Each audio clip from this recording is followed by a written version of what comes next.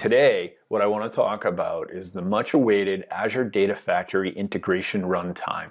Okay, the compute infrastructure provides data movement, connectors, data conversions, column mappings, and data transfers, as well as activity dispatching. So you can dispatch and monitor activities running HD Insight, SQL DB, SQL Data Warehouse, and more.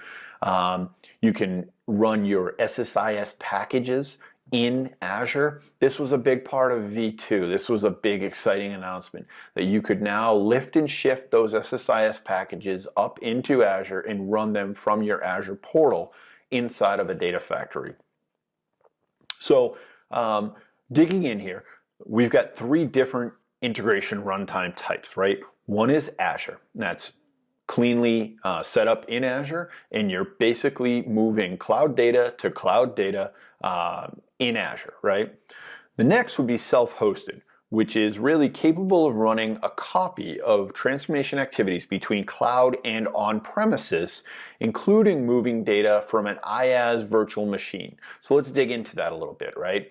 So if your environment is behind a firewall, it's not in the public cloud, and you want to move data from your environment to Azure, and the gateway will not work for you, this is the way to set that up. Also, because that IaaS virtual machine is isolated and you can't get into that data storage, this would be the other way to set up that integration between sites. Now, the third is the SSIS integration runtime, right? So you're lifting and shifting those SSIS packages into Azure Data Factory. Now, one key thing to note about this is that it does not yet support third-party tools for SSIS. That is kind of a big caveat because we've become very dependent on those tools. However, that support will be coming eventually. So the question is, which IR will you use? Which integration runtime, right? So if you're going to be copying between two cloud data sources, you're going to use the Azure integration runtime. If you're going to be copying between a cloud source and an on-prem behind a firewall private network source, you need to use that integration runtime.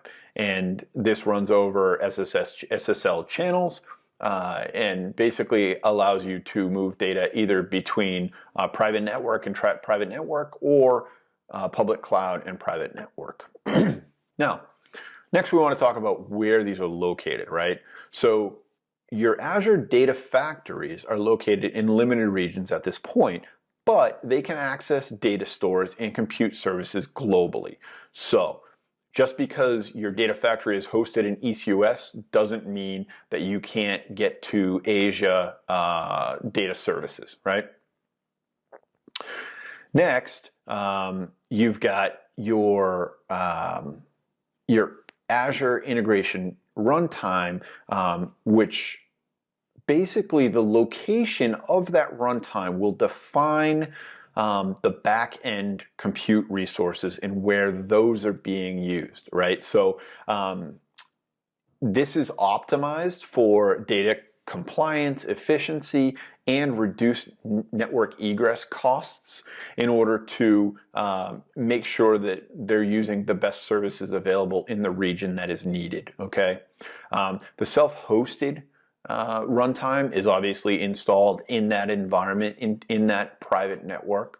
And then the SSIS integration runtime is determined based on where the SQL DB or managed instance is hosting that SSIS DB catalog, right? And it's currently limited in where it can be located, but it does not have to be in the same place as the data factory.